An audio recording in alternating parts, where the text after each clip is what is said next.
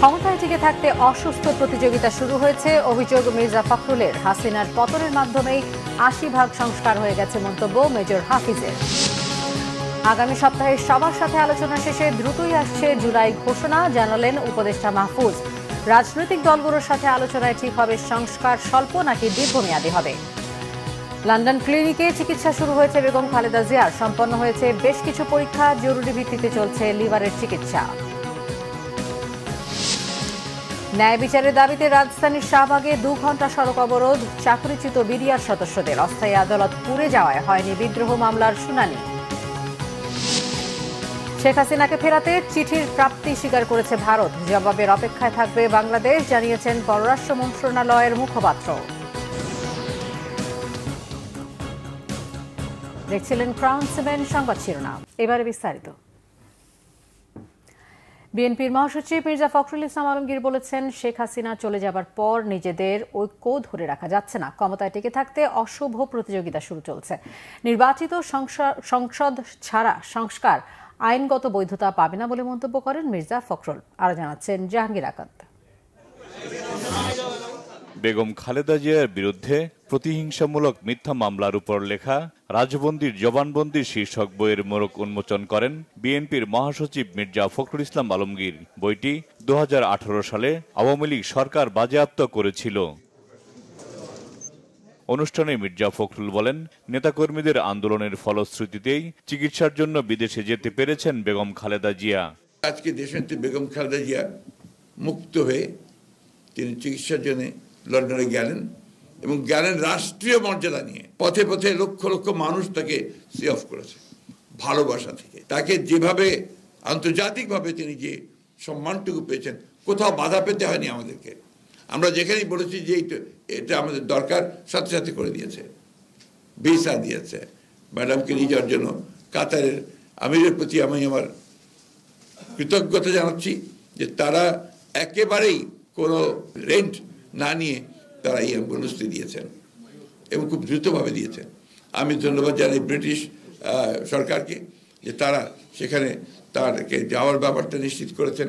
মির্জা ফখরুল বলেন, বিগত সময়ের আন্দোলনে যার যার অবদান স্বীকার করতে হবে, বিভক্তির রাজনীতি না করতে সবার প্রতি আহ্বান জানান তিনি।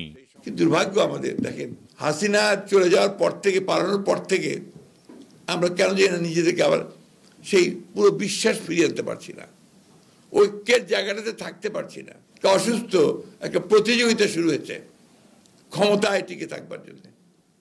আরে ক্ষমতা তো টিকে থাকবে তখনই যখন এটাকে তুমি সেটেল করতে পারবে, স্টেবিলিটি আসবে, স্থিতিশীলতা আসবে। সংস্কার অবশ্যই লাগবে, কিন্তু সেই সংস্কারটার যে পেছনে যে শক্তিটা লাগবে সেটা হচ্ছে একটা নির্বাচিত পার্লামেন্ট, নির্বাচিত সরকার। এটা ছাড়া সংস্কারকে কখনো লেজিটিমেসি দিতে পারবো না। আমরা আহ্বান জানাবো দেশের সমস্ত গণতন্ত্র প্রেমী মানুষদেরকে, স্বাধীনতাকামী মানুষদেরকে, যে আপনারা ঐক্যবদ্ধ থাকবেন, বিভাজিত হবেন না।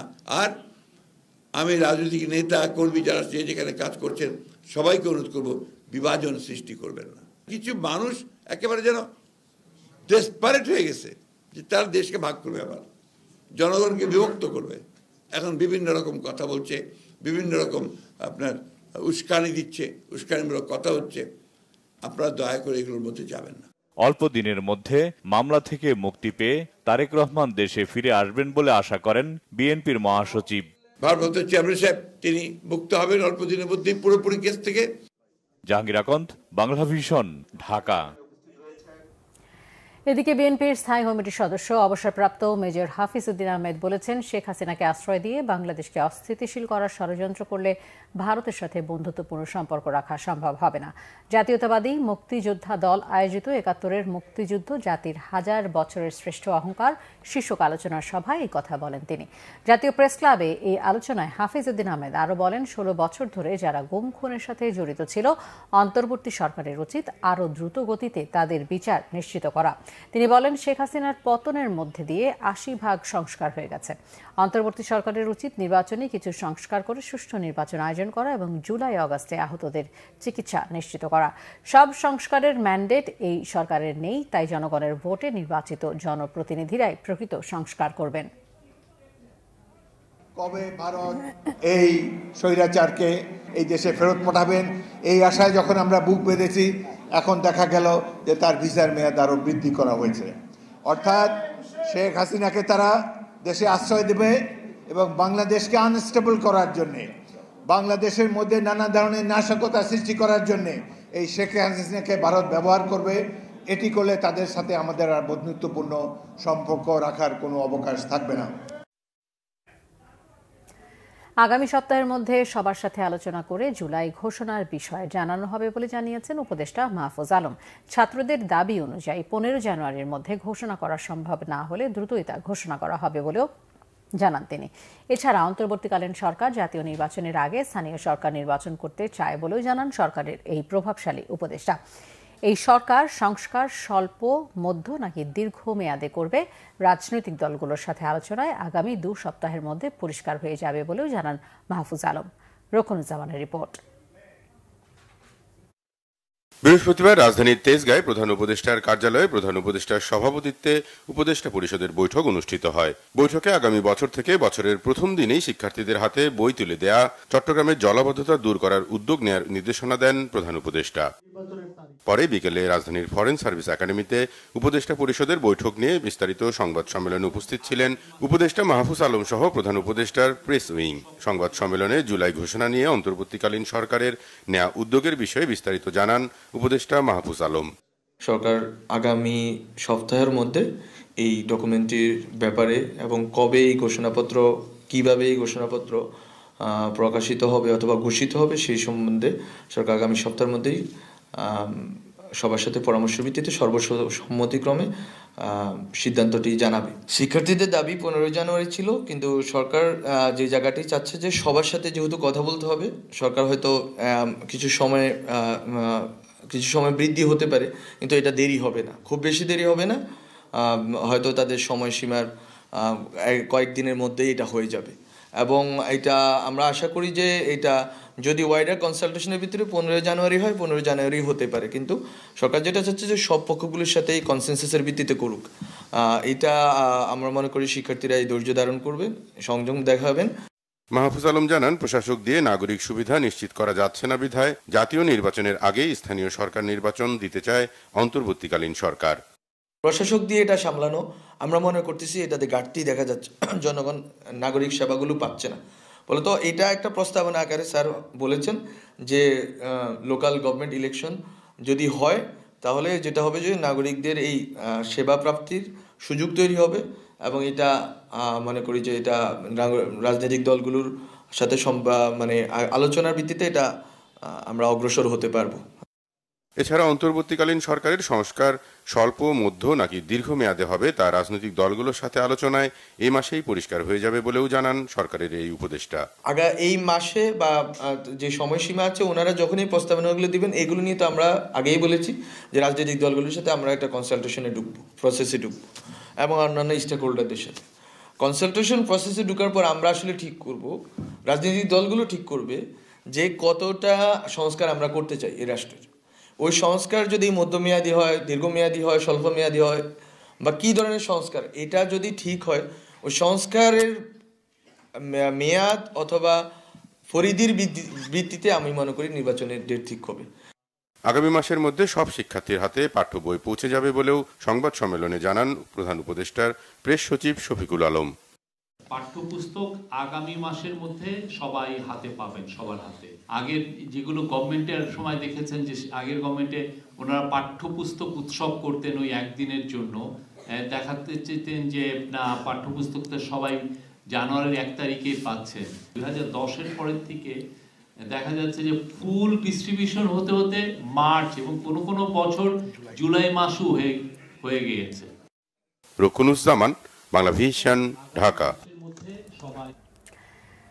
লন্ডন ক্লিনিকে বিএনপি চেয়ারপারসন বেগম খালেদা জিয়ার চিকিৎসা শুরু হয়েছে। হাসপাতালে ভর্তির পর এর মধ্যে বেগম খালেদা জিয়ার বেশ কিছু পরীক্ষা করা হয়েছে। মূলত লিভারের চিকিৎসা জরুরি ভিত্তিতে করা হচ্ছে সেখানে। এছাড়াও হার্ট, কিডনি ও ডায়াবেটিসের চিকিৎসা শুরু হয়েছে লন্ডন ক্লিনিকে। এর আগে থেকে বিএনপি চেয়ারপারসনের চিকিৎসার জন্য মাল্টি ডিসিপ্লিনারি সেন্টারের কথা বলে আসছিলেন বাংলাদেশের চিকিৎসকরা। সে কারণেই বেগম খালেদা জিয়াকে লন্ডনের বিশেষায়িত এই হাসপাতালে ভর্তি করা হয়েছে। অধ্যাপক প্যাট্রিক কেনারির অধীনে চিকিৎসা নিচ্ছেন তিনি। এর আগে বাংলাদেশ সময় বুধবার দুপুর 2:55 লন্ডনের হিথ্রো বিমানবন্দরে পৌঁছেন বেগম খালেদা জিয়া। বিমানবন্দরে বেগম খালেদা জিয়াকে স্বাগত জানান তার ছেলে তারেক রহমান, পুত্রবধূ ডাক্তার জোবায়দা রহমান।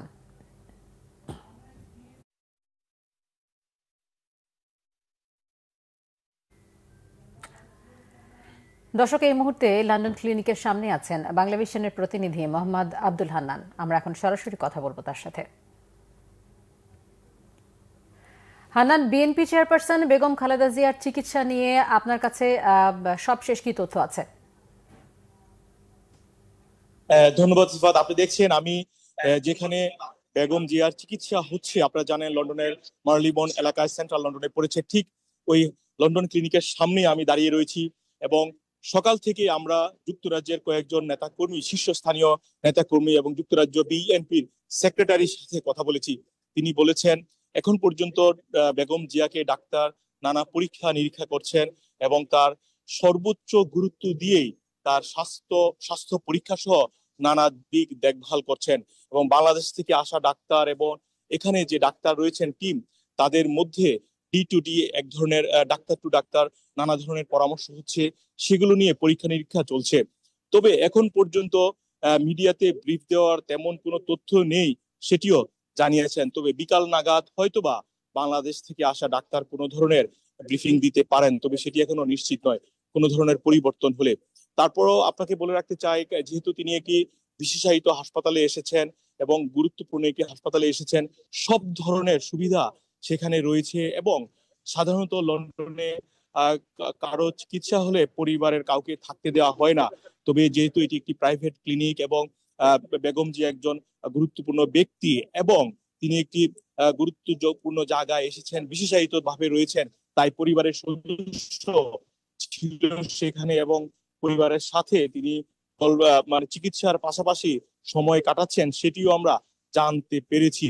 এই হচ্ছে খবর। আর হচ্ছে যেহেতু তিনি হাসপাতালে রয়েছেন, দীর্ঘদিন পরে তিনি লন্ডনে এসেছেন, তাই হাসপাতালের আশেপাশেও আমরা এখনো যুক্তরাজ্য বিএনপির অনেক নেতা কর্মীকে দেখছি, তারা এখানে ঘুরে বেড়াচ্ছেন। এবং বিকাল নাগাদ ঘন্টাখানেকের মধ্যে যুক্তরাজ্যের শীর্ষস্থানীয় কয়েকজন বিএনপি নেতাও সেখানে আসবেন, তখন আমরা আপনাদেরকে এই বিষয়ে আরো বিস্তারিত জানাতে পারবো।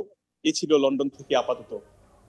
ধন্যবাদ হান্নান। বেগম খালেদা জিয়ার চিকিৎসা সম্পর্কে জানাচ্ছিলেন আব্দুল হান্নান। জিয়া অরফানেজ ট্রাস্ট মামলায় 10 বছরের সাজার বিরুদ্ধে বিএনপি চেয়ারপারসন বেগম খালেদা জিয়ার আপিলের শুনানি শেষ। 14 জানুয়ারি আরেক আসামি কাজী সলিমুল হক কামালের আপিল শুনবে আপিল বিভাগ। বৃহস্পতিবার প্রধান বিচারপতি ডক্টর সৈয়দ রেফাত আহমেদের নেতৃত্বাধীন 5 বিচারপতির আপিল বেঞ্চ দুদক, রাষ্ট্রপক্ষ এবং বেগম খালেদা জিয়ার আইনজীবীরা শুনানি করেন। বেগম খালেদা জিয়ার আপিলের শুনানি শেষ হলেও আরেক আসামি কাজী সলিমুল হক কামালের আপিল শুনানি না হওয়ায় আদালত মঙ্গলবার পরবর্তী তারিখ দেন। সেই সাথে রবিবারের মধ্যে আপিলের সারসংক্ষেপ জমা দিতে বলা হয়। বেগম খালেদা জিয়ার আইনজীবীরা শুনানিতে বলেন, মামলায় আইনের যেভাবে ব্যত্যয় ঘটানো হয়েছে তাতে এই মামলা বাতিলযোগ্য। এই মামলাতে বেগম খালেদা জিয়া সহ অপর আসামিদের ওপর বিচারের নামে অবিচার করা হয়েছে। গত বছরের 11 নভেম্বর জিয়া অরফানেজ ট্রাস্ট মামলায় 10 বছরের সাজার বিরুদ্ধে বিএনপি চেয়ারপারসন বেগম খালেদা জিয়ার লিভ টু আপিল মঞ্জুর করে আপিল বিভাগ। সেই সাথে বেগম খালেদা জিয়াকে দেয়া 10 বছরের সাজা স্থগিত করা হয়। 2018 সালের 8 ফেব্রুয়ারি জিয়া অরফানেজ ট্রাস্ট মামলায় খালেদা জিয়াকে 5 বছরের কারাদণ্ডাদেশ দেন বিচারিক আদালত। এটা অত্যন্ত দুঃখের বিষয়, ঘৃণার বিষয়। দেশের সর্বোচ্চ আদালতের প্রতি মানুষের আসে আস্থা নিয়ে যে এখানে বিচার পাবে, কিন্তু সেখানে বিচারের নামে অবিচার হয়েছে এবং সেটা কোনো বিচার হয় নাই। একতরফাভাবে 5 বছরকে 10 বছরের সাজায় উন্নীত করেছে। সলিমুল হক কাজী কামালের একটি অ্যাপিল পেন্ডিং থাকার কারণে আইনগত ত্রুটি হতে পারে, সেই কারণে আজকে কোনো আদেশ পাওয়া হয় নাই। আমরা আদালতের প্রতি নিবেদন জানিয়েছি এই মামলা বয়েড অ্যাব ইনিশিও, অর্থাৎ শুরু থেকে অকার্যকর। এবং আমরা প্রত্যাশা করছি আদালত, মহামান্য আদালত সকলের বক্তব্য শ্রবণ করেছেন, ন্যায় বিচার করবেন। আমরা ন্যায় বিচার প্রত্যাশা করছি। বৈষম্য বিরোধী ছাত্র আন্দোলনের নেতারা হুঁশিয়ার করে দিয়েছেন, সাবেক বিডিআর সদস্যদের ন্যায় বিচার পাওয়ার ব্যাপারে সরকারের পক্ষ থেকে সুস্পষ্ট ঘোষণা না এলে দায় সরকারকেই নিতে হবে। শাহবাগে অবরোধ কর্মসূচিতে একথা বলেন তারা। আন্দোলনরত চাকরিচ্যুত বিডিআর ও তাদের পরিবারের সদস্যরা 2 ঘণ্টা অবরোধ শেষে শাহবাগ থেকে শহীদ মিনারে অবস্থান নেন। সন্ধ্যার পর বৈষম্য বিরোধী ছাত্র আন্দোলনের সমন্বয়ক মাহিন সরকার তাদের ঘরে ফিরে যাওয়ার আহ্বান জানালে তারা শহীদ মিনার ছেড়ে যান। তিনি শুক্র ও শনিবার জেলায় জেলায় গণসংযোগ ও লিফলেট বিতরণ এবং রবিবার প্রতিটি জেলায় প্রেস ক্লাবের সামনে মানববন্ধন কর্মসূচি পালনের ঘোষণা দেন। মামুন আব্দুল্লাহ রিপোর্ট। পিলখানায় বিডিআর বিদ্রোহের মামলার কারাবন্দীদের মুক্তি, পুনঃতদন্ত ও ন্যায় বিচার নিশ্চিত, চাকরিচ্যুতদের পুনর্বহাল ও পুনর্বাসনের দাবিতে বৃহস্পতিবার দুপুরে শহীদ মিনার থেকে এসে শাহবাগে অবস্থান নেন ভুক্তভোগীরা। এ সময় তাদের উপর অমানবিক নির্যাতন এবং মিথ্যা অভিযোগের বর্ণনা তুলে ধরেন আন্দোলনকারীরা। বলেন, ফ্যাসিস্ট পতিত সরকারের রোষানলে পড়ে চাকরি হারাতে হয় তাদের। বলেন, 5 অগাস্ট পরবর্তী সরকার তাদের প্রতি সুবিচার করবে, আশা করলেও তার কোনো প্রতিফলন নেই। আমরা চাকরিতে পূর্ণবহাল চাই, আমাদের সমস্ত সুযোগ সুবিধা যেন আমরা ফিরে পাই এবং আমাদের যে জেলবন্দি ভাইরা রয়েছে তাদের নিঃস্বার্থ মুক্তি কামনা করছি। কিন্তু সরকার আমাদের জন্য কোনো কিছুই করতেছে না। আমরা আজকে 16টা বছর বিনা কারণে, আমি ব্রাহ্মণবাড়িয়া চাকরি করছি, এইখানে গন্ডগোল হয়েছে, আমাদের ব্রাহ্মণবাড়িয়া কিছু হয় নাই, অথচ আমি 7 বছর জেল কাটছি। 3 দফা দাবি না মানলে প্রয়োজনে কঠোর কর্মসূচি দেওয়ার হুঁশিয়ারি দেন ভুক্তভোগী চাকরিচ্যুত বিডিআর সদস্যরা। সরকার কি একটা চালাকি করলো? দেখেন, আজকের কেসের তারিখটা চেঞ্জ করে দিল। আমাদের অঙ্গীকার ছিল আমরা রাজপথ ছাড়বো না জেলবন্দি ভাইদের মুক্তি না নিয়ে। আমাদেরকে এখন সুনির্দিষ্টভাবে সরকারের পক্ষ থেকে কোনো প্রতিনিধি এসে বলতে হবে যে আমাদের জন্য কি ফয়সালা করবেন, আমাদেরকে এটা লিখিতভাবে এটা জানাতে হবে। কর্মসূচিতে একাত্মতা ঘোষণা করে সরকারের কাছ থেকে সঠিক পদক্ষেপ দাবি করেন বৈষম্য বিরোধী ছাত্র আন্দোলনের সমন্বয়করা। ঢাকা বিশ্ববিদ্যালয় এবং প্রাইভেট বিশ্ববিদ্যালয় সহ মাদ্রাসা সহ বিভিন্ন শিক্ষা প্রতিষ্ঠানের ছাত্ররা আপনাদের সাথে সংহতি প্রকাশ করেছেন এবং যদি এই দাবি নিয়ে আজকের মধ্যে কোনো বার্তা না আসে, এর চেয়েও কঠোর কর্মসূচি আমরা দেব। অবরোধের কারণে রাজধানীর গুরুত্বপূর্ণ এই সড়ক দিয়ে যান চলাচল বন্ধ হয়ে যায়। এ সময় তীব্র যানজটে ভোগান্তিতে পড়েন যাত্রীরা। মামুন আব্দুল্লাহ, বাংলা ভিশন, ঢাকা। এদিকে রাজধানীর বকশীবাজারে আলিয়া মাদ্রাসা মাঠে অস্থায়ী আদালত আগুনে পুড়ে যাওয়ায় বিডিআর বিদ্রোহ মামলার বিচার কাজ হচ্ছে না। বিস্ফোরক মামলার পরবর্তী তারিখ ও স্থান দ্রুত সময়ের মধ্যে জানানোর আশ্বাস দিয়েছেন মামলা বিজিবির পক্ষের প্রধান কৌশলী। এদিকে মাদ্রাসা মাঠে বিচার কাজ না করার দাবিতে আলিয়া মাদ্রাসার শিক্ষার্থীরা সড়ক অবরোধ করলে পুরো এলাকায় তীব্র যানজটের সৃষ্টি হয়। বিচারক ফিরে যাওয়ায় অবরোধ তুলে নেওয়া হলেও শিক্ষার্থীরা জানিয়েছেন মাদ্রাসার মাঠে আদালত বসতে দেওয়া হবে না। জানাচ্ছেন দীপন দেওয়ান। এই এজলাসেই হওয়ার কথা ছিল বিডিআর ট্র্যাজেডির ঘটনায় বিস্ফোরক আইনে দায়ের করা মামলার আসামিদের জামিন শুনানি, কিন্তু মধ্যরাতে দুর্বৃত্তদের দেয়া আগুনে পুড়ে গেছে সব। বকশীবাজারে আলিয়া মাদ্রাসা মাঠে অস্থায়ী আদালত সরিয়ে নিতে বৃহস্পতিবার সকালে রাস্তা অবরোধ করে আলিয়া মাদ্রাসার শিক্ষার্থীরা। বন্ধ হয়ে যায় যান চলাচল, পায়ে হেঁটে চলাচল করেন ওই এলাকার মানুষ। শিক্ষার্থীদের সাথে কয়েক দফা আলোচনা করে সেনাবাহিনী ও পুলিশ। শিক্ষার্থীদের দাবি 3 মাসের কথা বলে 2012 সাল থেকে মাঠে অস্থায়ী আদালত বসানোয় একাডেমিক কার্যক্রম বিঘ্নিত হচ্ছে। 3 মাসের জন্য রিস্ক নেওয়া হয়েছিল, কিন্তু ওই 3 মাসের নামে আজ ওইটা অবৈধ সরকার দখল করে আছে। এখনো তারাও তাদের মতো দখল করতে চাচ্ছে। আমরা চাচ্ছি আমাদের মাঠ যেন আমাদের ফিরিয়ে দেওয়া হয়। এই জায়গাতে মাদ্রাসার জমিতে কেন তা আদালত করতে হবে? তাও স্বৈরাচার হাসিনা এতদিন রাখছে, এখন তো সরকার আসছে, নতুন সরকার কেন এটা নিয়ে ব্যবস্থা নিতেছে না? এমন পরিস্থিতির মধ্যে সকাল 11টার দিকে অস্থায়ী আদালত পরিদর্শনে আসেন মামলার পরিচালনাকারী বিচারক, রাষ্ট্রপক্ষের আইনজীবী ও আসামি পক্ষের আইনজীবী। অস্থায়ী আদালতের ভিতরে পরিদর্শন শেষে উভয় পক্ষের সাথে আলোচনা করে বিচারক বিচার কাজ এই আদালতে পরিচালনা না করার সিদ্ধান্ত নেন। আজকের এই প্রেক্ষাপটে নিঃসন্দেহে এখানে আদালত পরিচালনা করার মতো কোনো প্রেক্ষাপট নাই। এটা উনি অবহিত হলেন, একমত হলেন। নিশ্চয়ই এটা অন্তত তারিখ শিফট করা বা এই হিয়ারিং না হওয়ার পিছনে কোনো পরিকল্পনা আমার জানা এবং বিশ্বাস মতে নাই। অস্থায়ী আদালতের বিচার কাজ নিয়ে রাষ্ট্রের টালবাহানার জন্য ক্ষোভ প্রকাশ করেন আসামি পক্ষের আইনজীবী। বলেন, এভাবে বিচার বিঘ্নিত হওয়ায় ন্যায় বিচার বঞ্চিত হচ্ছেন বিডিআর সদস্যরা।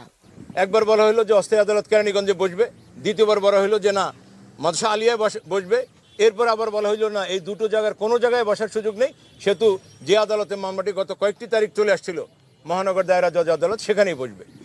আজকে আমরা সকালে সেখানে গেলাম, আবার শুনলাম যে না এই নিউজ জানা সত্ত্বেও বিজ্ঞ আদালত আজকে এখানে রান করা শুরু করলেন, প্রসিকিউশন এখানে রান করা শুরু করলেন। একটি নতুন প্রসিকিউশন পেলাম, কিন্তু আজকে নতুন প্রসিকিউশন আজকে আমাদেরকে বিচার পাওয়ার, নিরীহ মানুষদেরকে বিচার পাওয়ার কোনো ব্যবস্থা করলেন না।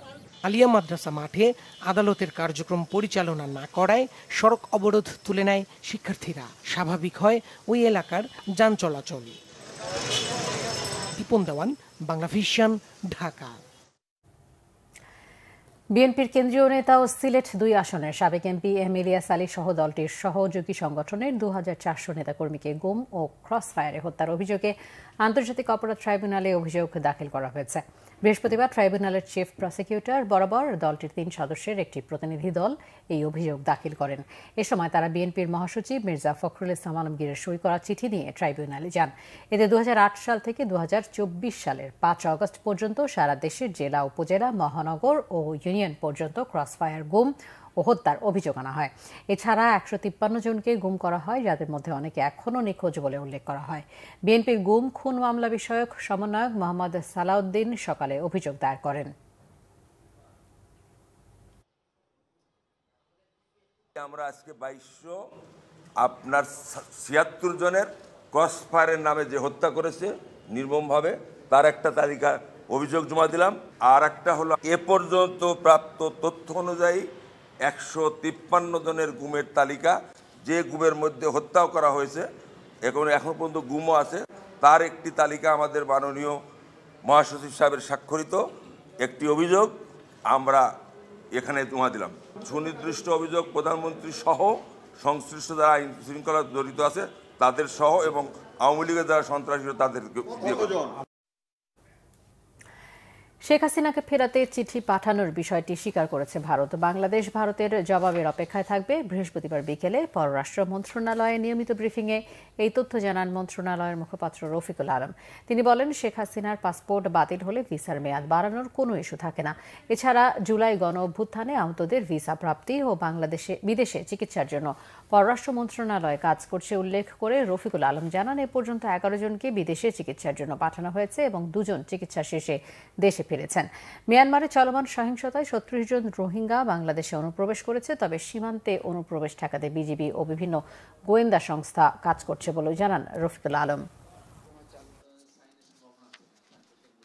প্রত্যর্পণ চুক্তির আওতায় সাবেক প্রধানমন্ত্রী শেখ হাসিনাকে ফেরত চেয়ে দিল্লির বাংলাদেশ হাইকমিশন থেকে ভারতের পররাষ্ট্র মন্ত্রণালয়ে কূটনৈতিক পত্র পাঠানো হয়েছে এবং ভারতের পররাষ্ট্র মন্ত্রণালয়ের মুখপাত্র পত্র প্রাপ্তির বিষয়টি অ্যাকনলেজও করেছেন। বাংলাদেশ এ বিষয়ে ভারত সরকারের উত্তরের অপেক্ষায় থাকবে। বাংলাদেশের নাগরিক হিসেবে আমরা বাংলাদেশের একজন নাগরিককে ফেরত চেয়েছি। এখানে ইন্ডিয়াতে উনি কোন স্ট্যাটাসে আছেন সেটা আমার জন্য বিবেচ্য কেন হবে? আমরা আমাদের অনুরোধ জানিয়েছি, আমরা ফেরত চেয়েছি, আমরা ভারতের উত্তরের জন্য অপেক্ষা করব।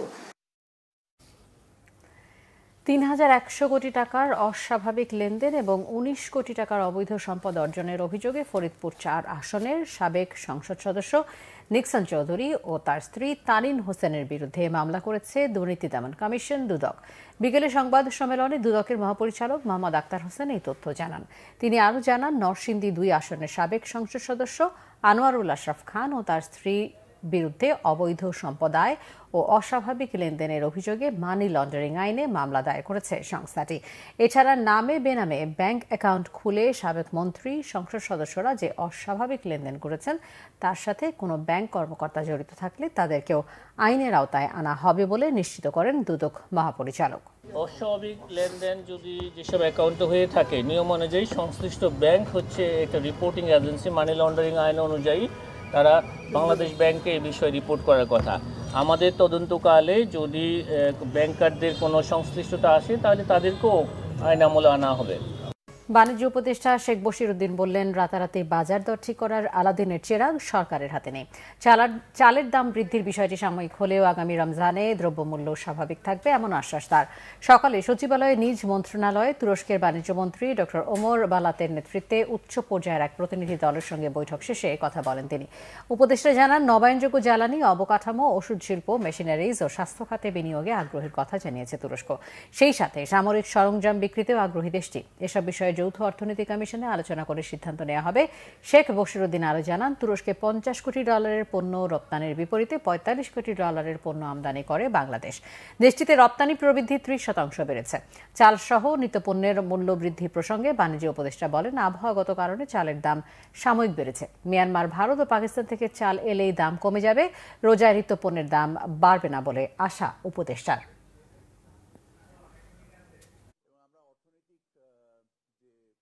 আমাদের জানা মতে অফকোর্স আমাদের আবহাওয়াগত কারণ, বন্যা এবং বিভিন্ন পরিস্থিতির কারণে হয়তোবা মানে একটা মনে হচ্ছে, বাট আমাদের নিজস্ব তথ্য উপাত্ত বলছে যে আমাদের চালের কোনো ঘাটতি নেই, আমাদের সরকারের মজুদে কোনো ঘাটতি নেই।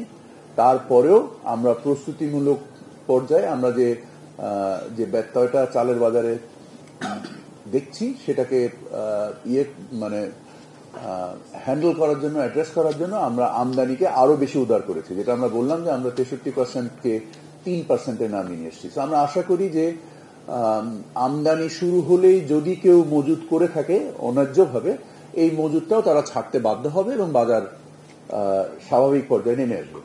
আমার কাছে মনে হচ্ছে সময়টা সাময়িক। আপনি তো মানে কোন আলাদ্দিনের চেরাগ নেই যেটাতে আপনি যে সুইচ দিলেন কালকেই মার্কেটটা ঠিক হয়ে যাবে।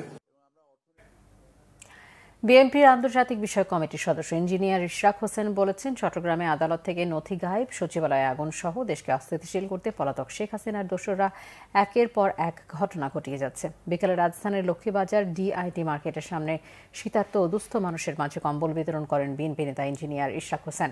এ সময় তিনি বলেন, বাংলাদেশ যে সংকটময় পরিস্থিতির মধ্য দিয়ে যাচ্ছে তা দিন দিন আরও গভীর থেকে গভীরতর হচ্ছে। সরকার শেখ হাসিনার বিচার বা প্রয়োজনীয় নথিপত্র রক্ষা করতেও ব্যর্থ হয়েছে। নির্বাচনের জন্য যে সংস্কার করা দরকার তা করে অতি তাড়াতাড়ি নির্বাচন দেওয়া প্রয়োজন বলে মনে করেন ইঞ্জিনিয়ার ইশরাক হোসেন।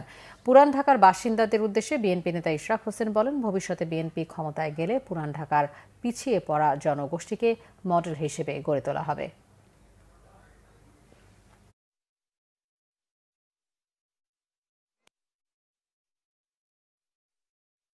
যে যত দিন যাচ্ছে এই সরকার কিন্তু এই যে ঘটনাগুলা ঘটছে, এই যে নথিপত্র, এই যে প্রমাণাদি ধ্বংস করে দেওয়ার যে একটার পর একটা ঘটনা ঘটছে, সেগুলো কিন্তু তারা ঠেকাতে সম্পূর্ণরূপে ব্যর্থ হয়েছে, এটি আমি বলতে চাই। এভাবে যদি চলতে থাকে তাহলে পরে এই আওয়ামী লীগের যে বিচার কার্য সেটি সম্পন্ন করা অত্যন্ত দুরূহ হয়ে পড়বে আগামী সরকারের জন্য। সুষ্ঠু, সুন্দর ও সুশৃঙ্খল হজ ব্যবস্থাপনা নিশ্চিতের জন্য আগের নির্ধারিত এজেন্সি প্রতি 500 জন হজ যাত্রীর কোটা বহাল রাখার দাবি জানিয়েছেন হজ এজেন্সি মালিকরা। তবে ধর্ম উপদেষ্টা ডক্টর আ.ফ.ম. খালিদ হোসেন জানিয়েছেন, সৌদি আরবের নিয়ম অনুযায়ী 1000 যাত্রীর কোটা পূর্ণ করেই প্রতিটি এজেন্সিকে হজ কার্যক্রমে অংশ নিতে হবে। Miraj Hossain Kazi report. Hajj agencies association of Bangladesh হাবের কমিটি বর্তমানে না থাকায় সাধারণ এজেন্সি মালিকদের ব্যানারে ছিল এই সংবাদ সম্মেলন। ঢাকা রিপোর্টার্স ইউনিটিতে হজ এজেন্সি মালিকরা জানান, 2021 সালের জাতীয় হজ ও ওমরা নীতি অনুযায়ী এজেন্সি প্রতি সর্বনিম্ন হজযাত্রীর কোটা 100 জন থেকে সর্বোচ্চ 300 জনের বাধ্যবাধকতা ছিল। গত বছরের 29 ডিসেম্বর ধর্ম মন্ত্রণালয় থেকে এজেন্সি প্রতি 500 জনের কোটা নির্ধারণ করা হলেও হঠাৎ 4 জানুয়ারি এই সংখ্যা করা হয় 1000। এই সিদ্ধান্ত অযৌক্তিক বলে মনে করছেন হজ এজেন্সি মালিকরা। একজন হজ এজেন্সির মালিক 1000 লোককে নিয়ে কোনোদিনও সঠিকভাবে 1000 হাজিদেরকে সঠিকভাবে সেবা দিতে পারবেন না। আমাদের মাননীয় প্রধান উপদেষ্টা সঠিক পদক্ষেপ গ্রহণের মধ্য দিয়ে সর্বনিম্ন কোটা 500-র মধ্যে আমরা যে ঠিক করেছি এই বছর হজ ব্যবস্থাপনায় সেটি নিশ্চিত করার ব্যবস্থা করবেন। 500 করতে আমাদের এজেন্টদের গলদঘর্ম হয়ে গেছে, তারপরে 500 আমরা করেছি এবং সেভাবে আমরা প্রস্তুতি নিয়েছি। ইতিমধ্যে ওই 500 করতে গিয়ে প্রত্যেকটা এজেন্সি তাদের মোয়াল্লেমও ঠিক করেছে এবং সেসব মোয়াল্লেমকে পেমেন্টও করে ফেলছে। এদিকে বিকেলে সচিবালয়ে নিজ মন্ত্রণালয়ে সংবাদ সম্মেলনে ধর্ম উপদেষ্টা জানান, মন্ত্রণালয় থেকে সৌদি সরকারের কাছে এজেন্সি প্রতি 500 জন যাত্রীর কোটা নির্ধারণের আবেদন করা হয়েছিল, কিন্তু সৌদি সরকার তাদের সিদ্ধান্ত পরিবর্তন করেনি। কোটা কমানো এটা তো আমাদের হাতে নাই, এটা তো সৌদি গভর্নমেন্টের পার্ট। আমার হাতে কমাতে থাকলে তো আমি প্রতি এজেন্সি 50 করে দিতাম। এটা তো আমার হাতে নাই, এটা তো দ্বিরাষ্ট্রিক চুক্তি, এটা তো সৌদি গভর্নমেন্টের অ্যাবসলিউট পাওয়ার। ওনারা আমাদেরকে বলে টাইম বাড়ান। আমাদের কাছে শত খুদে বার্তা আছে এবং বলতেছে আপনারা কেন আমাদেরকে পিলগ্রিমসের সংখ্যা কেন জানাচ্ছেন না, অন্যান্য দেশেরগুলো হয়ে গেছে, মিনাতে তাবু কেন নিচ্ছেন না, ঘর ভাড়া কেন করছেন না, why you are delaying this process. ওনারা যদি হজ কার্যক্রম বন্ধ করে দেন, আপনি যেটা আপনার মুখ থেকে যেটা শুনলাম, সৌদি গভর্নমেন্ট কিন্তু আমাদের উপর বিরক্ত। এটা আনঅফিশিয়াল কথা বলি। হজের জন্য এবার 1,27,000 কোটার বিপরীতে নিবন্ধন করেছেন 87,100 জন। ধর্ম উপদেষ্টা জানিয়েছেন, হজযাত্রীদের সেবায় নিয়োজিত ব্যক্তি ছাড়া এবার কাউকে সরকারি খরচে হজে নিয়ে যাওয়া হচ্ছে না। মিরাজ হোসেন গাজী, বাংলা ভিশন, ঢাকা। গত 15 বছরে শেয়ার বাজারে প্রচুর অনিয়ম, জালিয়াতি হওয়ার কারণেই অন্তর্বর্তীকালীন সরকারের নানা উদ্যোগেও বাজার ঘুরে দাঁড়াতে পারছে না বলে মনে করেন পুঁজিবাজার সংশ্লিষ্টরা। তাদের মতে শেয়ার বাজারে বিগত সময়ের সংঘটিত অপকর্মের খবর জানার অধিকার রয়েছে সবার, আর ভবিষ্যতের জন্য এর খতিয়ান থাকা প্রয়োজন। শক্তিশালী পুঁজিবাজারের জন্য ভালো কোম্পানিকে তালিকাভুক্তির পাশাপাশি খারাপ কোম্পানিকে ডিলিস্টিং করার উদ্যোগ প্রয়োজন বলে মনে করেন বাজার সংশ্লিষ্টরা। গোলাম মাইনুল আহসানের রিপোর্ট। 5 আগস্ট শেখ হাসিনা সরকারের পতনের পর শেয়ার বাজারে বিনিয়োগকারীদের বড় প্রত্যাশার জায়গা তৈরি হয়, কিন্তু বাস্তবতা এখন প্রত্যাশা থেকে অনেকটাই দূরে। এমন প্রেক্ষাপটে রাজধানীতে ডিএসসি আয়োজিত পুঁজিবাজারের বর্তমান পরিস্থিতি করণীয় বিষয়ক এক সংবাদ সম্মেলনের আয়োজন করা হয়। সেখানে ডিএসসি, সিএসসি সহ পুঁজিবাজার সংশ্লিষ্ট প্রতিষ্ঠানের নেতারা অংশ নেন। সবাই কাজ করছি, তারপরেও যে মার্কেটে এখনো যে কনফিডেন্স আসছে না, সেটার যে মেইন কারণটা আমাদের বুঝতে হবে, যে মার্কেটের বেসিক ফেব্রিকটাই নষ্ট করে দেওয়া হয়েছে। এত পরিমাণ এই মার্কেটে বিভিন্ন ধরনের অনিয়ম, দুর্নীতি হয়েছে, অদক্ষতা জেঁকে বসেছে। এইখান থেকে বের হয়ে আসতে গেলে সব জায়গাতেই কাজ করতে হচ্ছে। বক্তারা বলেন, শেয়ার বাজারে স্বচ্ছতা নিশ্চিত করতে হবে। তালিকাভুক্ত মন্দ কোম্পানি দিয়ে বাজার নিয়ে বেশি আশাবাদী হবার কিছু নেই। অর্থ উপদেষ্টা মহোদয় সাহেবের দৃষ্টি আকর্ষণ করেছি, এই ডিলিস্টিং রেগুলেশনটা আনা খুব জরুরি দরকার। কারণটা হচ্ছে যে আমরা যেটাকে বলছি জাঙ্ক শেয়ার, এই জাঙ্ক শেয়ার থেকে যতদিন পর্যন্ত আমরা পুরোপুরি পরিত্রাণ পাওয়া কখনোই সম্ভব না, পৃথিবীর কোথাও সম্ভব হয়নি, কিন্তু মোটামুটি যে কিছুটা যদি সহনশীল পর্যায়ে না আনতে পারি, তাহলে এই মার্কেটকে আপনার কনফিডেন্স, পাবলিক কনফিডেন্স ফিরিয়ে আনাটা খুব একটা ডিফিকাল্ট কেস হবে। এতে 15 বছরে যে পরিমাণ জালিয়াতি বলেন বা জুলুম বলেন হয়েছে, সেগুলি ব্যাপারে কেউ কোনো কথা বলছে না। এখন আমি যদি এগিয়ে যেতে চাই, তাহলে কি কি রং ডুইংস হয়েছে সেগুলি আমি কোনো বিচার আচার চাচ্ছি না, কিন্তু আমাদের তো সবার জানার অধিকার আছে। জঞ্জালে পরিত্রাণ করেছে ঢাকা স্টক এক্সচেঞ্জকে, যেখানে 250 জন ব্রোকার চলতে পারে না, আপনি আরও 60টি ট্রেকের বোঝা চাপিয়ে দিয়েছেন। সেই 60টি ট্রেকের ভিতরে 20-30টার হদিস নেই, 10-15টা চলে না, এবং 8-10টার এখনও তাদের নেট ক্যাপিটাল ব্যালেন্সে নেগেটিভ পাওয়া যায়। 70 বছরের ইতিহাসে ঢাকা স্টক এক্সচেঞ্জ যেখানে 4-5 জন মেম্বারকে আমরা ডিফল্টার পেয়েছি, সেখানে মাত্র 3 বছরের মাথায় 59টি ট্রেকের ভিতরে ডিফল্টার। তাহলে এটা কোনো ভালো কাজ ছিল না। আমরা বন্ধ করবার চেষ্টা করেছি, পারি না। সূচকের ওঠানামার দেখা নিয়ন্ত্রক প্রতিষ্ঠানের কাজ নয় বলেও মন্তব্য করেন বক্তারা। সবাইকে অ্যালাইন করে কোন একটা সিদ্ধান্ত নিলে। গোলাম মাইনুল আহসান, বাংলা ভিশন, ঢাকা।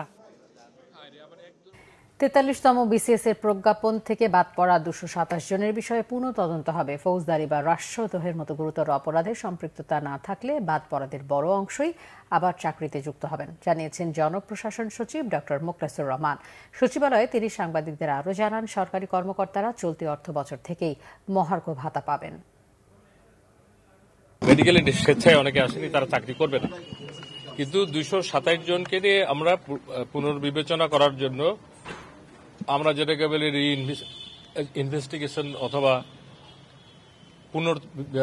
তদন্ত, এই কাজ করে আমাদের একটা পর্যায়ে আসলো। আমরা আশাবাদী এই যে 227 বললাম, এর মেজরিটি, মোর দ্যান মেজরিটি আপনারা এই যেভাবে বিজ্ঞাপন জারি হয়েছে যারা নর্মাল, তাদের পক্ষেও জারি হবে।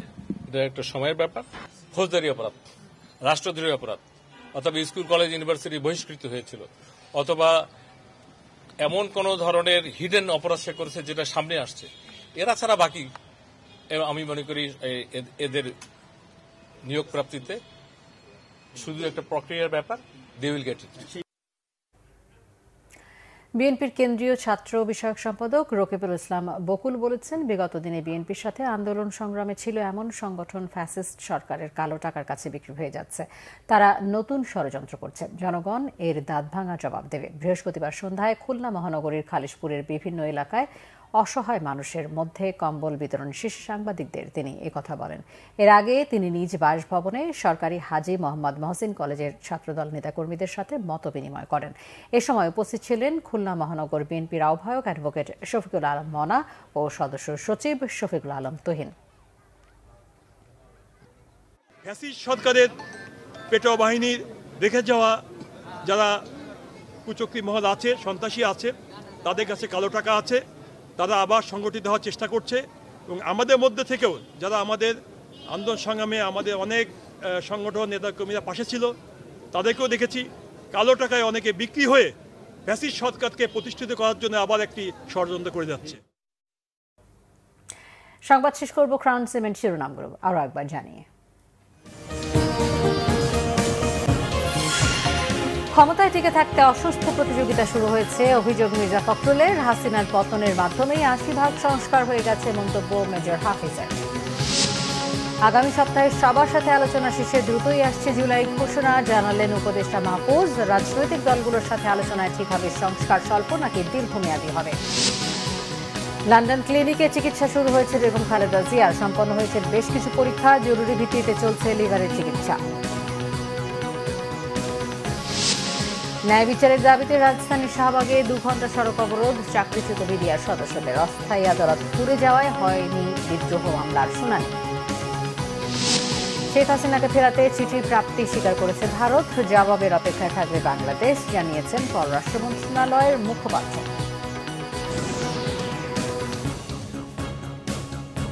এই ছিল এখনকার মতো। পরের সংবাদ রাত 10:30। এর আগে 9টায় রয়েছে নিউজ 20 দেখার আমন্ত্রণ রইল। এছাড়া বাংলা ভিশন সংবাদ ও সংবাদ সংশ্লিষ্ট অনুষ্ঠান দেখতে ভিজিট করুন www.bbnews24.com, facebook.com/banglavishnnews এবং সাবস্ক্রাইব করুন youtube.com/banglavishnnews। ধন্যবাদ সবাই।